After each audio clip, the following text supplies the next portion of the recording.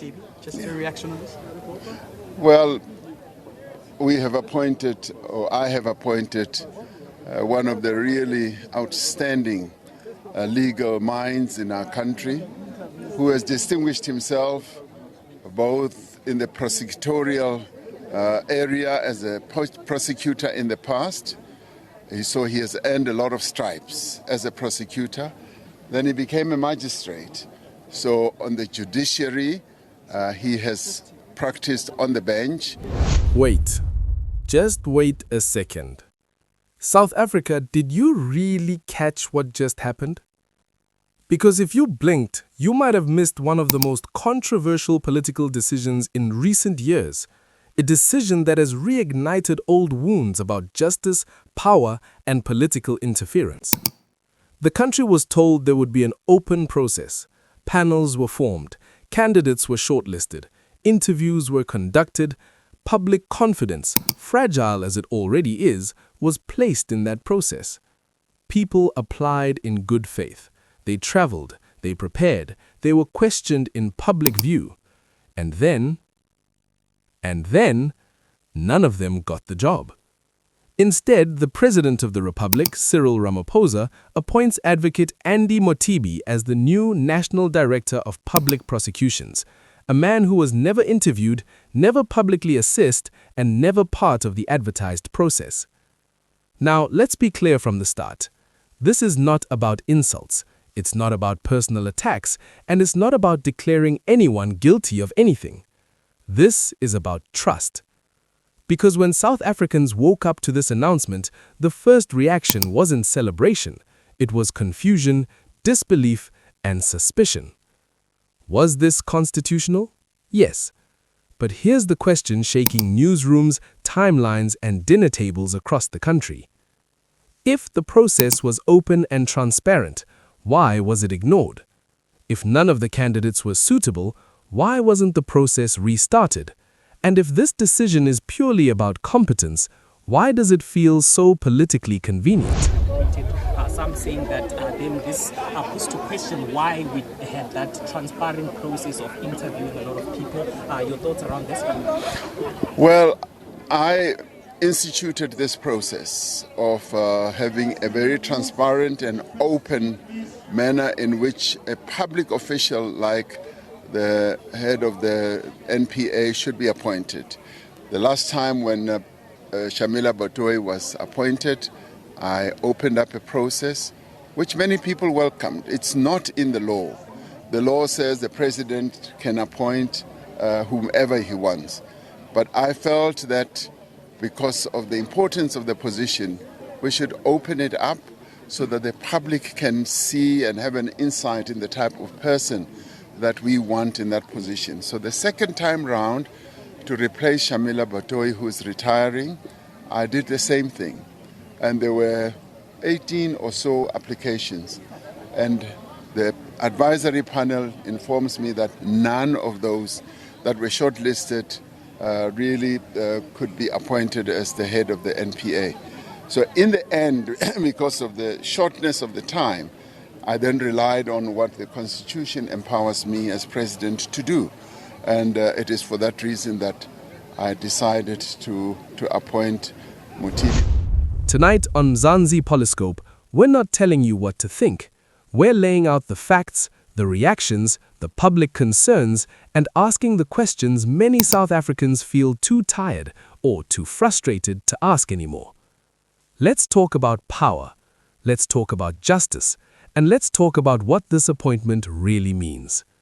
Welcome to Mzansi PoliScope, a platform where South African politics is unpacked without shouting, without fear, and without taking sides for the sake of convenience.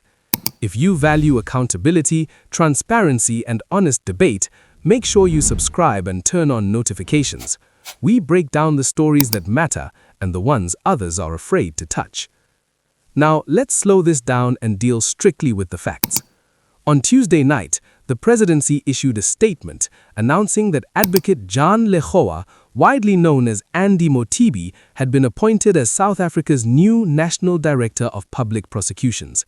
He will officially assume office on the 1st of February, replacing Advocate Shamila Batohi, who retires at the end of January after serving 7 years in the role. The NDPP is not just another senior government position. This office controls which cases are prosecuted, which are delayed, and which never see a courtroom. In a country still grappling with the legacy of state capture, this role is central to restoring public confidence in the justice system. In November last year, President Cyril Ramaphosa appointed a 7-member advisory panel to oversee what was described as an open, transparent, and merit-based selection process. The panel included senior figures from the legal fraternity and Chapter 9 institutions and was chaired by the Minister of Justice. From an initial pool of 32 applicants, 6 candidates were shortlisted and interviewed over 2 days in December. These interviews were closely watched by legal professionals, civil society, and ordinary citizens who hoped this process would mark a turning point for the NDPA. Among those interviewed were sitting directors of public prosecutions, former heads of key investigative units, and individuals with deep institutional knowledge of the NDPA. Public expectations were clear that the panel would recommend candidates, the president would choose from that list, and the country would move forward. But that's not what happened. Instead, the panel reported back to the president and concluded that none of the 6 candidates interviewed was suitable for appointment as NDPP. This conclusion surprised many observers, given the experience and credentials of the candidates involved.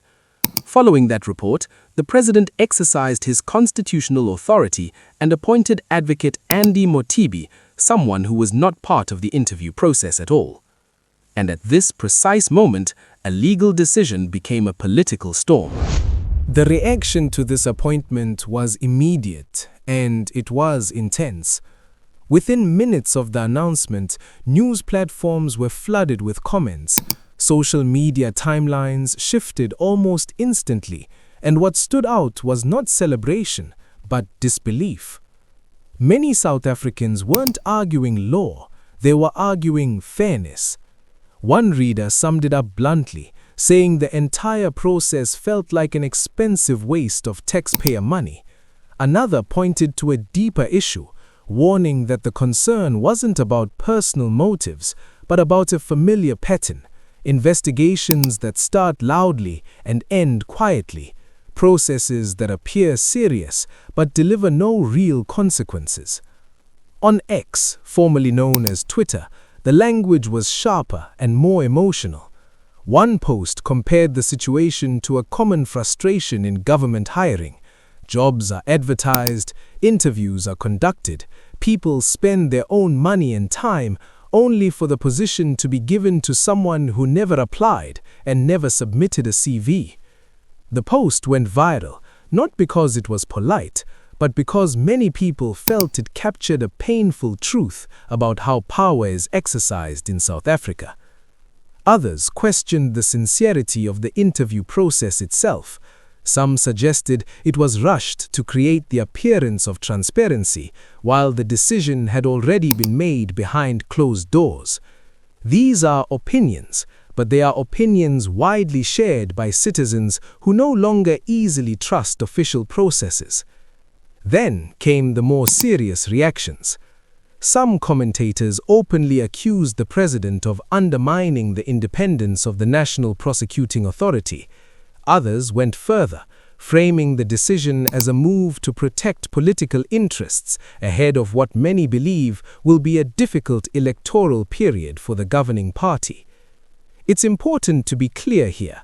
These claims have not been proven in court.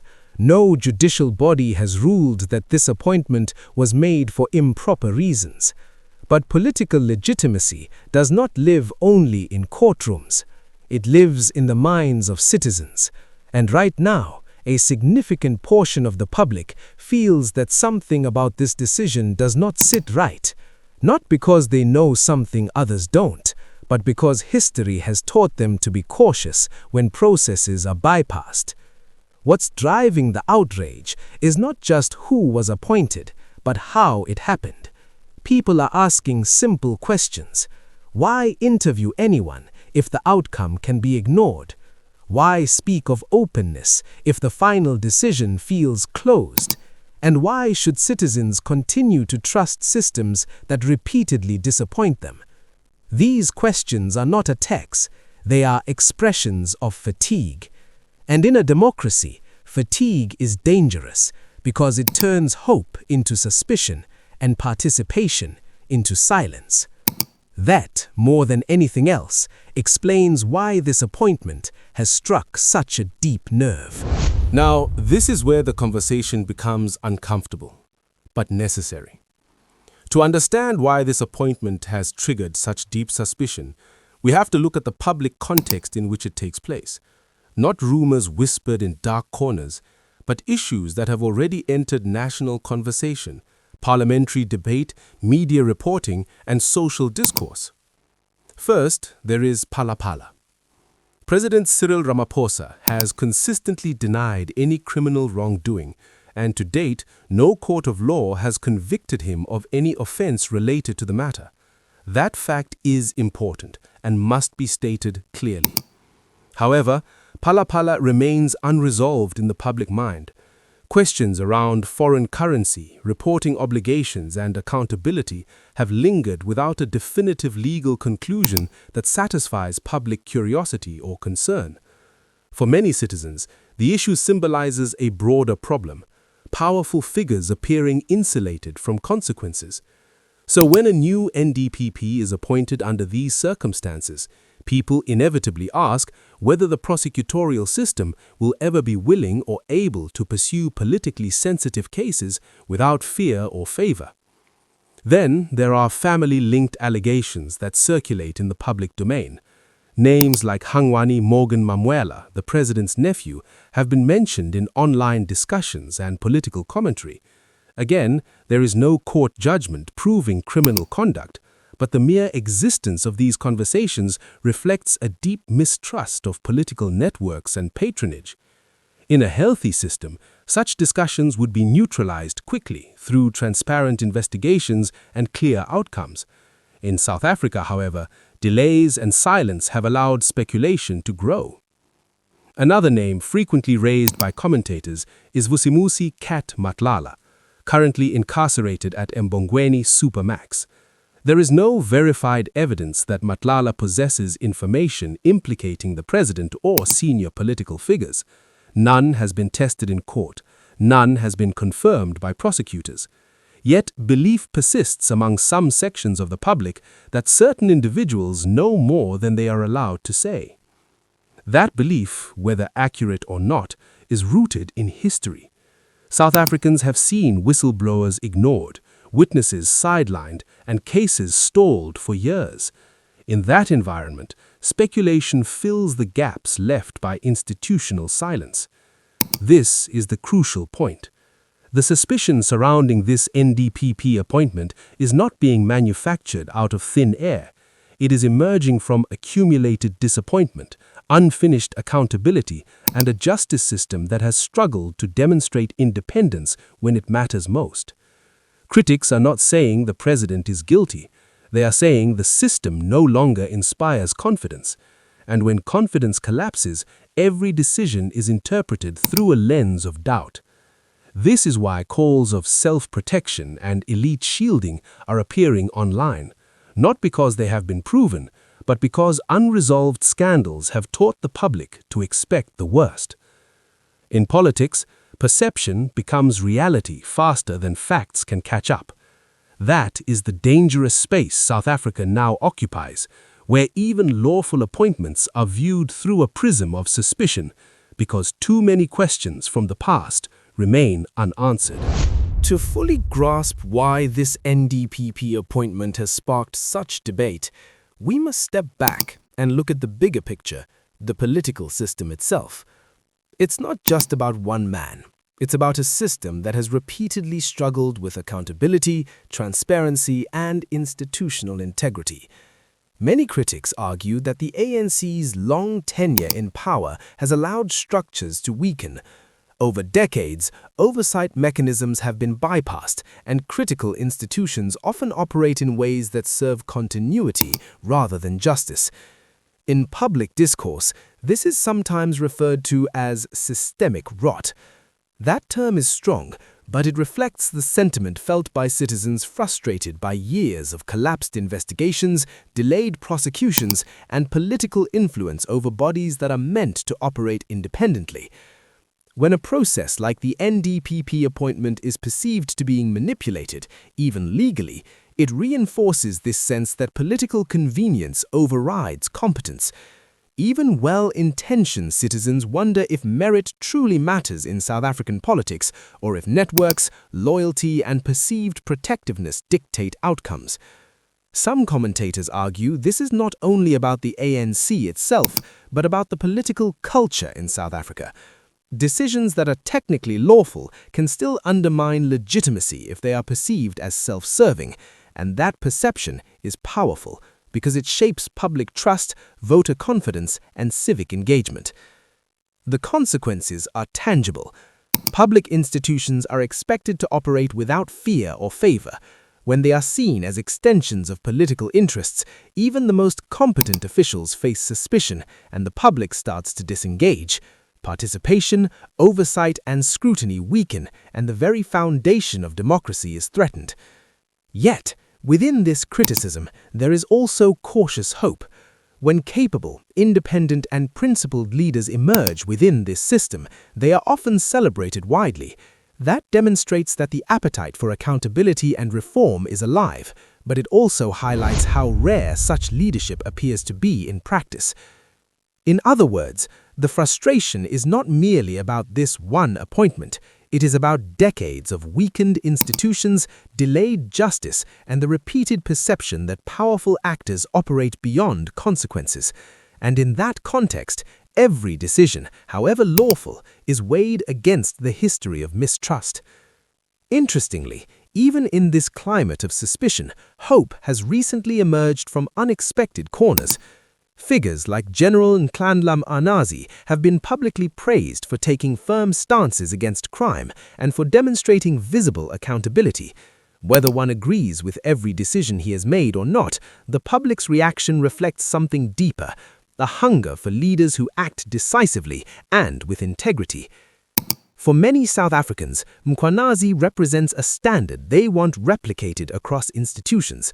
Someone who does not wait for permission, someone who refuses to ignore wrongdoing, someone who seems willing to confront powerful interests. Contrast this with criticism of other police leadership, particularly at senior levels, where accusations of inaction and silence abound. In that environment, every new appointment, especially one as powerful as the NDPP, is scrutinized intensely. And it is scrutinized not only for competence, but for independence, courage, and willingness to act even when politically inconvenient. This is why social media reactions to the Mothibi appointment are so charged. Citizens are not merely debating legality, they are comparing his track record with the public perception of leadership figures who had shown accountability. They are asking, will he act decisively, or will history repeat itself? The Mkhwanazi effect also highlights the public's craving for hope in governance. Even a single example of perceived integrity or courage can reignite faith in institutions, temporarily at least. It reminds citizens that change is possible, that accountability is not always optional, and that leaders can make choices that prioritize justice over politics.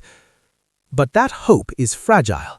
When institutions have repeatedly failed or been perceived as compromised, any signal of independence must be tested and verified by actions, not promises. And so, in the case of the NDPP appointment, many citizens are watching closely. They are measuring every move, every statement, every decision. Because in a system where political interference is suspected, even lawful appointments carry enormous symbolic weight. The lesson here is clear. Hope exists, but only if it is supported by visible integrity. South Africans will celebrate independence and courage when they see it, and they will condemn anything that appears to protect power at the expense of justice. So now we arrive at the critical question that dominates public conversation. Is this appointment about reform, or is it about continuity? South Africans have watched the National Prosecuting Authority struggle for years. Cases collapse, high-profile individuals avoid consequences, investigations often stall, promises of accountability repeatedly fall short, and in this environment, every new NDPP appointment is scrutinized for what it might signal about the future of justice in the country. Advocate Andy Mothibi is now at the center of this scrutiny. His record in the Special Investigating Unit is well known. He has overseen investigations, led teams, and managed complex legal processes. But critics note that past SIU reports often revealed wrongdoing that rarely translated into successful prosecutions. Whether that criticism is fair or not, the public perception is what counts here. Perception that can shape trust in institutions for decades. The public debate is clear. Will Mothibi bring independence, courage, and reform to the NPA? Or will his appointment maintain continuity, ensuring that politically sensitive matters continue to be handled cautiously or even quietly ignored? This is more than a legal or administrative decision. It is a test of public confidence. South Africans are asking, can the NPA act without fear or favor? Can it investigate politically powerful figures, enforce the law equally, and restore credibility to one of the country's most important institutions? In other words, the question is not just about one man's competence, it is about whether the justice system is truly independent and whether appointments are made to strengthen the system or to protect certain interests. And until those questions are answered through transparent decisions, successful prosecutions, and visible accountability, skepticism will remain.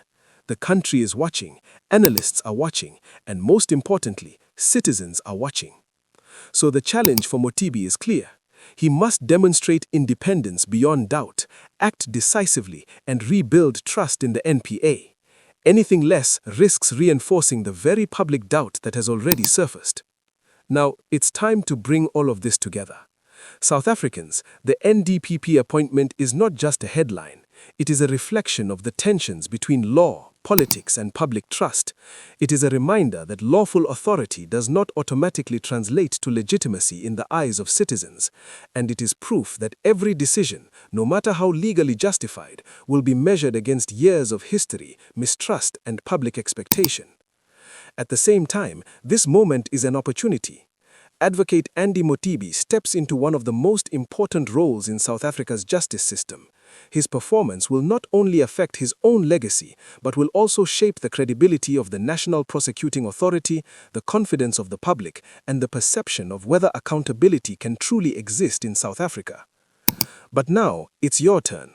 The conversation cannot end with news headlines. It cannot end with analysis alone. It is shaped by your voice, your questions, and your engagement. Do you believe this appointment was justified, or do you see political interference at work? Will Mothibi act independently, or will the NPA continue to function under the shadow of political influence? Drop your thoughts in the comments. Debate respectfully, challenge ideas, support arguments, ask questions. This is where public scrutiny becomes powerful. This is where democracy lives.